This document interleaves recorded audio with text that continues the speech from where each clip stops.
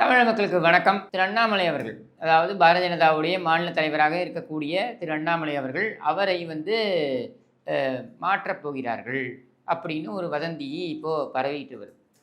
பரவலாக எல்லா இடத்துலையும் பரவிட்டு வருது. அதாவது சில நாட்களுக்கு முன்னர் அனைத்து அண்ணா திராவிட முன்னேற்றக் கழகத்துடைய பொதுச் செயலாளர் திரு எடப்பாடி பழனிசாமி அவர்கள், அவர் டெல்லிக்கு போய் உள்துறை அமைச்சரும் பாரதிய ஜனதாவுடைய மூத்த தலைவருமான திரு அமித்ஷா அவர்களை சந்தித்ததை தொடர்ந்து அண்ணாமலை அவர்களும் அங்கே போகிறார் டெல்லிக்கு. அவர் போனது எதுக்குன்னா டைம்ஸ் நவ் சம்மிட்டுக்காக போகிறார்.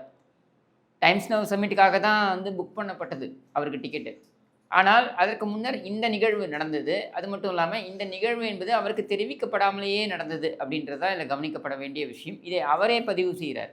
என்ன பதிவு செய்கிறாருன்னா, அவங்க அங்கே போகிறாங்கன்றதை பற்றி எனக்கு தெரியாது. யார் வேண்டுமானாலும் உள்துறை அமைச்சரை சென்று சந்திக்கலாம். தமிழகத்தோட பிரதான எதிர்க்கட்சி தலைவர் உள்துறை அமைச்சரை சந்திக்கிறார் அப்படின்றது இயல்பாக நடக்கக்கூடியது தான். ஆனால் எனக்கு அதை பற்றி தெரியாது அப்படின்னு சொல்கிறார். அதாவது பாரதிய ஜனதாவுடைய தலைமை இந்த சந்திப்பு குறித்து தமிழக மாநில தலைவர், பாரதிய ஜனதாவுடைய மாநில தலைவர் திரு அண்ணாமலை அவர்களுக்கு சொல்லலை அப்படின்றது தெளிவாகிறது. சரி, இது ஒரு பக்கம் வச்சுருவோம். இப்போ அங்கே 2.5 மணி நேரம் இந்த கூட்டம் நடைபெற்றது. அதாவது இந்த கூட்டம்ன்றது சந்திப்பு நடைபெற்றது அப்படின்றதை கடந்து அங்கிருந்து திரும்பி வந்த உடனே ஒரு கேள்வி, வழக்கமாக வைக்கிற கேள்வி தான் வைக்கப்பட்டது. கூட்டணி பற்றி பேசுனீங்களா அப்படின்னா, கூட்டணி என்பது அந்த தேர்தல் வரும்பொழுது தான் முடிவு செய்ய முடியும்.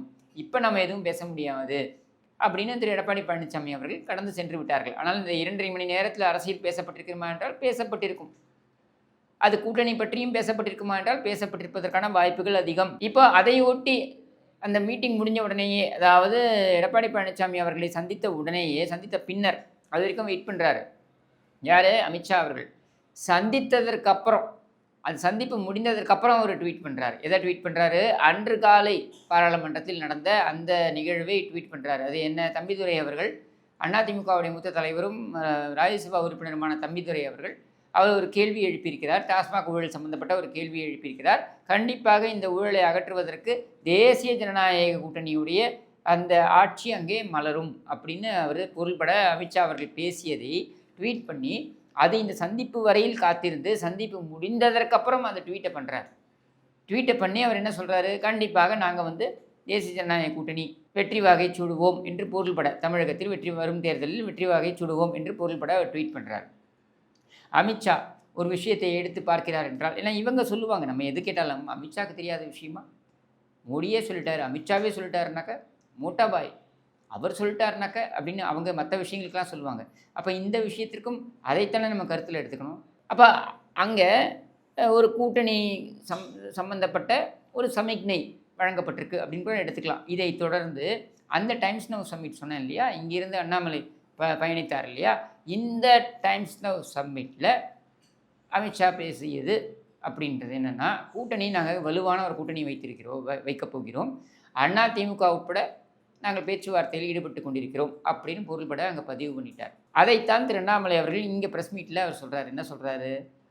இது மாதிரி அவருடைய முடிவு இறுதி முடிவு அப்படின்னு சொல்லிட்டு, அதுதான் உண்மை.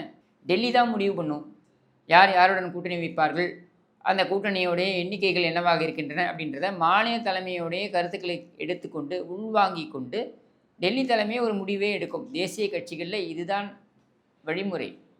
இப்போ இந்த பின்னணியில் தான் அவரிடம் சில கேள்விகள் கேட்கப்படுகிறது. நீங்கள் ஏற்கனவே முன்னாடிலாம் நீங்கள் பேசியிருக்கீங்க, இதை மாதிரி அதிமுக கூட்டணிக்குள் வரும் என்றால் நான் விலகிக் கொள்வேன் என்று பொருள்பட பேசியிருக்கீங்களே அப்படின்னும் பொழுது, நான் 5 ஆண்டுகளாக, அவர் சொன்னது நான் சொல்லலை, கடந்த 5 ஆண்டுகளாக நான் சொன்னதைத்தான் நான் கடைபிடித்து வருகிறேன் என்று அவர் சொல்கிறார்.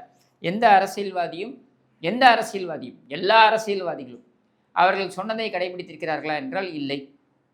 அப்படி கடைபிடித்த ஒரு அரசியல்வாதியை நீங்கள் காண்பிக்க முடியாது. சரியா? இப்போ இவரே என்ன சொன்னார்? 2024 பாராளுமன்ற தேர்தல் பிரச்சாரத்தின் பொழுது என்ன சொன்னார்? இது மாதிரி 2024 பாராளுமன்ற தேர்தலுக்கு அப்புறம், அந்த வீடியோ கூட பாருங்கள், 2024 பாராளுமன்ற தேர்தலுக்கு அப்புறம் அதிமுகவுடைய தலைமை பொறுப்பில் தினகரன் இருப்பார் என்று அவரே சொன்னார். யார்? திரு அண்ணாமலை சொன்னார். இன்றைக்கு அதே திரு அண்ணாமலை அவர்கள் அதே ப்ரெஸ் மீட்டில் என்ன சொல்கிறாரு? அதிமுகவுடைய தொண்டர்களால் ஏகோபித்தமாக தேர்வு செய்யப்பட்டிருக்கின்ற தலைவர் தான் திரு எடப்பாடி பழனிசாமி அவர்கள், தமிழகத்தின் பிரதான எதிர்க்கட்சி தலைவர் அப்படின்னு பதிவு பண்ணுறார். அப்போது நாம் பேசுறதுலேயே மாற்றங்கள் இருக்கும். இது அவரை நான் தப்பு சொல்லலை. இது எல்லா அரசியல் தலைவர்களும் ஏதோ ஒரு கட்டத்தில் அப்படித்தான் பேசியாக வேண்டும். ஏன் நாம சொல்லலையா? 2024 மட்டுமல்ல, 2026 கூட பாரதிய ஜனதாவுடன் கூட்டணிக்கு வாய்ப்பு இல்லை என்று சொன்னாலும் கூட, சூழ்நிலை என்ன சொல்கிறது அப்படின்றத கருத்தில் எடுத்துக்கொள்ள வேண்டும். நாம திமுக மாதிரி மாதவிடாய் ரத்தம் அப்படின்னு சொல்லிட்டு, அதுக்கப்புறம் நேருவின் மகளே வா, நிலையான ஆட்சியை தா என்று மட்டையா மடங்கல. இன்னும் சொல்ல வேண்டுமென்றால் 2024 பாராளுமன்ற தேர்தலின் பொழுது எனக்கு பசுமையான நினைவில் இருக்கு. நம்ம போய் எடுத்து சொன்னோம் அவர்ட்ட. இது நாடாளுமன்ற தேர்தல். நாடாளுமன்ற தேர்தலில் வந்து மோடியா, ராகுல் காந்தியா அப்படின்னு தான் பார்க்கப்படும். இப்படி பார்க்கப்படுகின்ற ஒரு சூழலில் நாம் வந்து ஒரு 3வது ஒரு சக்தியாக நம்ம வெளிக்காட்டிக் கொள்கிறோம் அப்படின்றது சவாலான ஒரு விஷயம். அப்படின்ற நிலையில் நீங்கள் ஒன்று ராகுல் காந்திக்கு எதிராக பேசணும், இல்லை மோடி அவர்களுக்கு எதிராக பேசணும். இதை நீங்கள் பேசியாக வேண்டும் என்று சொன்ன பொழுது அவர் சொன்ன ஒரே விஷயம், மோடி என்னுடைய கட்சியையோ என்னையோ சாடி பேசலை, திட்டி பேசலை அப்படின்னும் பொழுது நான் எப்படி அவரை திட்ட முடியும்? மத்திய அரசாங்கம், தேசிய கட்சிகள் தமிழகத்திற்கு பாராமுகமாக இருக்கின்றன அப்படின்னு வேணால் நான் பேசுகிறேன். தேசிய கட்சிகள் தமிழகத்திற்கு நன்மை செய்ய மறுக்கின்றன. அப்போ தமிழகத்தின் குரலை வந்து கொண்டு போய் ஓங்கி ஒலிக்க வேண்டும் என்றால் அதை ஒலிக்க செய்யக்கூடிய ஒரே இயக்கமாக அனைத்து அண்ணா திராவிட முன்னேற்ற கழகம் தான் இருக்கிறது என்று வேண்டுமானால் நான் பேசுகிறேன். ஆனால் மோடி அவர்களை தாக்கி நான் ஏன் பேசணும்? அவர் என்ன தாக்கி பேசியிருக்காரா? இல்லை அதிமுகவை தாக்கி பேசியிருக்காரா? அதிமுகவை தாக்கி பேசியிருந்தால் நான் பேசணும் நியாயமாக. அவர் பேசலையே, அப்புறம் நான் எப்படி பேச முடியும்னு கேட்டார் அவர். அப்போது அப்படியான ஒரு ஒரு ஒரு சூழல் தான் அங்கே நிலவியது. ஆனால் அந்த காலகட்டத்திலேயே அவருக்கு ஒரு வாய்ப்பு இருந்தது. ஏன்னா இங்கே நிறைய பேர் என்ன பரப்புரை செய்கிறாங்கன்னா, அண்ணாமலையை நீக்க வேண்டும் அப்படின்னு சொல்லி எடப்பாடி பழனிசாமி அவர்கள் நிர்பந்தம் கொடுத்தார், கண்டிஷன் போட்டார் அப்படின்னு ஒரு கும்பல். அதே கும்பல் இன்னொரு கதையும் சொல்லுது. என்னென்னா, அமித்ஷா எடப்பாடி பழனிசாமியை கூட்டு மிரட்டி விட்டார். நீங்கள் அடிபணியவில்லை என்றால் செங்கோட்டையனை வைத்து நாங்கள் சாதிப்போம்னு. உங்களால் 11 எம்எல்ஏக்களை வைத்திருந்த பன்னீர்செல்வத்தை வைத்தே உங்களால் சாதிக்க முடியல. 2 வாரம் கவர்னர் ஓடி போயிட்டார். காப்பந்து முதலமைச்சராக பன்னீர்செல்வம் இருந்த பொழுது அரசாங்கத்தை அமைப்பதற்கு அத்தனை ஆதரவையும் அத்தனை செல்வாக்கையும் நீங்கள் அவர் பின்னால் வைத்த பொழுதே முடியல. 82 மாவட்ட செயலாளர்களில் ஒரு மாவட்ட செயலாளராக இருக்கக்கூடிய செங்கோட்டையனை வச்சு நீங்கள் ஆட்டிட முடியுமா? முடியாதுன்றது எல்லாருக்குமே தெரியும். சரியா? ஸோ அந்த செங்கோட்டையன் காமெடியை தனியாக வைங்க. ஆனால் இங்கே கேள்வி என்னென்னா, செப்டம்பர் 25, 2023 அவர் இந்த தேசிய ஜனநாயக கூட்டணியிலேருந்து வெளியேறுகிறேன் என்று சொன்ன பொழுது இதே அண்ணாமலையுடன் தான் தர்க்கம் அப்படின்னு பேசப்பட்டது. அப்போது மார்ச் 2024 இதே பாரதிய ஜனதாவுடைய தேசிய தலைவர்கள் எடப்பாடி பழனிசாமி அவர்களை தொடர்பு கொண்டு கூட்டணிக்கு வந்து நம்ம வந்து வழிவகை செய்வோம்னு சொல்லும் பொழுது அப்போ அந்த கண்டிஷனை போட்டிருக்கலாமே, அண்ணாமலையை நீக்கிங்கள்னு. அப்படி அவர் மைண்ட் செட்டே எடப்பாடி பழனிசாமிக்கு கிடையாது. ஏனென்றால் அப்படி நீங்கள் செஞ்சீங்கன்னா யோசிச்சு பாருங்கள். அதாவது ஒரு அரசியலாக யோசிங்க. உங்களுக்கு ஒரு அரசியல் மாச்சரியம் இருக்கும், எனக்கு ஒரு அரசியல் மாச்சரியம் இருக்கும், எனக்கு ஒரு அரசியல் பற்றி இருக்கும். ஆனால் அதையெல்லாம் தள்ளி வைத்து யோசிங்க.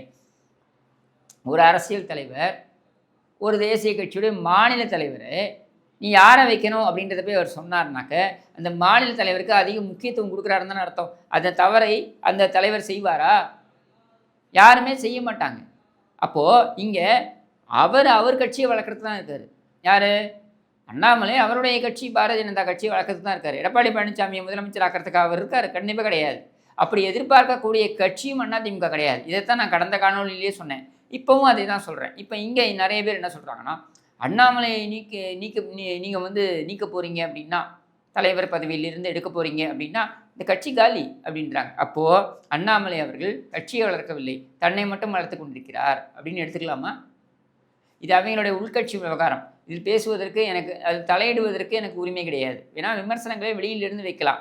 ஆனால் என்னுடைய கேள்வி, ஒருவரை சார்ந்து தான் அந்த கட்சி அந்த இயக்கம் இருக்கும் என்றால் அந்த ஒருவரை நீக்கிவிட்டால், அது முக்கியமாக தேசிய கட்சிகளை எடுத்துக்கொண்டால் மாநில தலைவர் என்பதற்கு 1 டேர்ம் 2 டேர்ம் மேக்ஸிமம் 2 டேர்ம், அதுக்கு மேலே கொடுக்க மாட்டாங்க. அப்போ 1 டேர்ம் என்பது எப்போவுமே வைத்திருப்பது 3 வருஷம், இன்னொரு 3 வருஷம். ஏற்கனவே அவருடைய 3 ஆண்டுகள் என்பது கடந்த ஆண்டே முடிந்து விட்டது. இப்போ 4வது ஆண்டில் இருக்கிறார். இந்த ஜூலை வந்துச்சுனாக்க, இன்னும் ஒரு 4 மாதங்கள் வந்துச்சுனாக்க அவர் 4 ஆண்டுகளை முடித்து விடுவார். எது? மாநில தலைவராக. அப்போது 2வது டேர்ம் அவர் கொடுக்குறதும் கொடுக்காம போகிறதோ அது பாரதிய ஜனதாவுடைய தலைமையுடைய முடிவு. அது மட்டும் இல்லாமல் அண்ணாமலையுடைய பிரச்சனை அதிமுக கிடையாது. அதிமுக போய் யார்கிட்டையும் சொல்லலை, நிர்பந்திக்கலை. 2.5 மணி நேரம் அந்த கூட்டத்தில் கூட என்னால் அந்த சந்திப்பில் கூட எந்த இடத்திலும் அண்ணாமலையை நீக்குங்கள்னு அவரையே நிர்பந்திக்கணும், அல்லது அந்த நிர்பந்தத்திற்கு அடிபணியக்கூடிய ஒரு ஒரு மோசமான நிலைமையில தான் இவர் அமித்ஷா இருக்கிறாரா? இது தவறான வாதம் இல்லையா? நாங்கள் சொன்னோம்ல, சிடி ரவியை கூட்டு வந்து நீங்கள் பன்னீர்செல்வத்தையும் எங்களையும் சேர்த்து வைக்கிற வேலையில் உங்களுக்கு எதுக்கு அந்த வேலை? என் கட்சிக்குள்ளே யார் இருக்கணுன்றதை நாங்கள் முடிவு பண்ணுவோம். நீ முடிவு பண்ண வேண்டியது நாங்கள் சொன்னோம்ல. அதே தானே பாரதிய ஜனதாக்கும் பொருந்தும். அவன் கட்சிக்குள்ளே யார் இருக்கணுன்றதை நாங்கள் எப்படி முடிவு பண்ண முடியும்? நாங்கள் ஏன் முடிவு பண்ணணும்? ஆனால் பிரச்சனை என்னன்னா, நான் அறிந்த வரையில் பிரச்சனை என்னென்னா, அண்ணாமலைக்கு கட்சிக்குள்ள பிரச்சனை இருக்குது. கட்சிக்குள்ள பிரச்சனை என்னன்னா, அங்கே இருக்கக்கூடிய மண்டல தலைவர்களாக இருக்கட்டும், அல்லது அங்கே இருக்கக்கூடிய சக தலைவர்கள், அதாவது வானதி சீனிவாசன், தமிழிசை சவுந்தரராஜன், பொன்னார், இந்த மாதிரி நயினார் நாகேந்திரன், இந்த மாதிரி சக தலைவர்களாக இருக்கட்டும், இப்படி இருக்கக்கூடிய தலைவர்களை பெரும்பான்மையானவர்கள் அவருக்கு எதிராக இருக்கிறார்கள் அப்படின்ற தகவல் எனக்கு இருக்குது. இப்போது இது உண்மையா பொய்யா இந்த வாதத்துக்குள்ளே நம்ம போக வேண்டிய அவசியம் கிடையாது. ஏன்னா இது முழுக்க முழுக்க பாரதிய ஜனதாவுடைய உள் விவகாரம். உன்னுடைய உள் விவகாரத்துக்குள்ள நான் ஏன் போனோம்? ஆனால் இந்த என்ன சொல்கிறது, இந்த வதந்தி எங்கிருந்து பரவுகிறது என்றால், அண்ணாமலை கொடுத்த ப்ரெஸ் மீட்டில் அவர் சூசகமாக இதை சொல்லிவிட்டார் அப்படின்ட்டு. இதை பார்க்கும்போது எனக்கு ஒரு விஷயம் ஞாபகத்துக்கு வருது. 1980கள் 90கள்லாம் பார்த்தீங்கன்னாக்க ப்ரைவேட் டெலிவிஷன் கிடையாது. அதாவது இந்த சேனல்ஸ்லாம் கிடையாது, சோஷியல் மீடியா கிடையாது, தூர்தர்ஷன் மட்டும்தான்.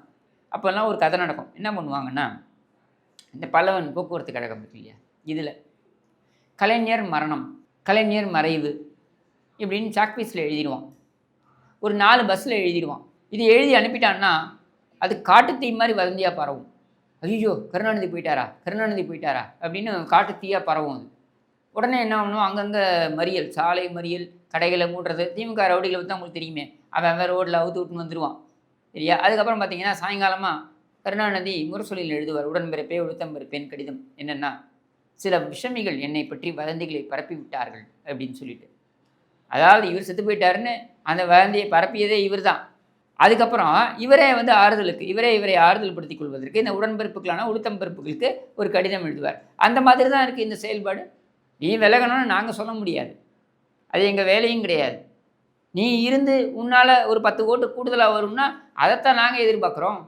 அப்படி கூட்டணி அமைந்தால், ஒரு கால் கூட்டணி அமைந்தால் அண்ணாமலையால் ஒரு 10 ஓட்டு கூட வரும்னா அதைத்தானே நாங்கள் எதிர்பார்ப்போம்.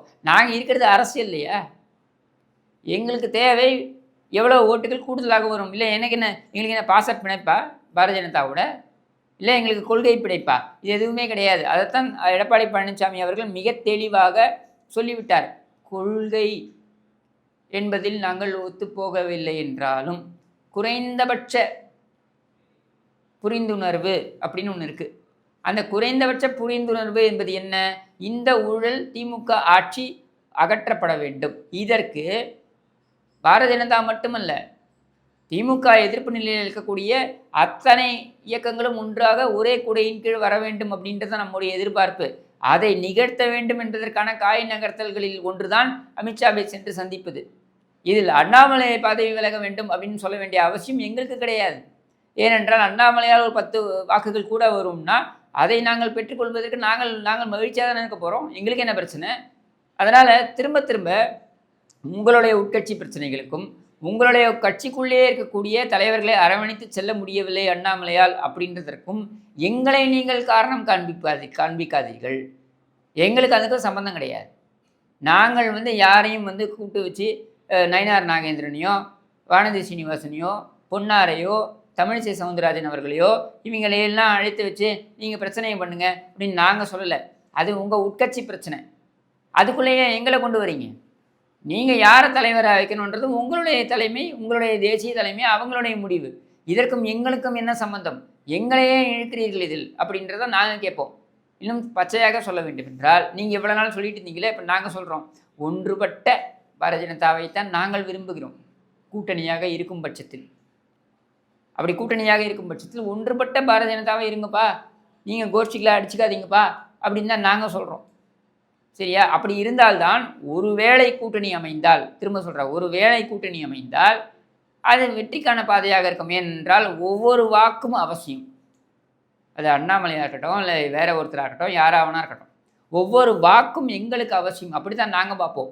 யார் பாரதிய ஜனதாவுடைய மாநில தலைவராக இருக்காங்க அப்படின்றது எங்கள் பிரச்சனை கிடையாது என்று கூறி விடைபெறுகிறேன். நன்றி, வணக்கம்.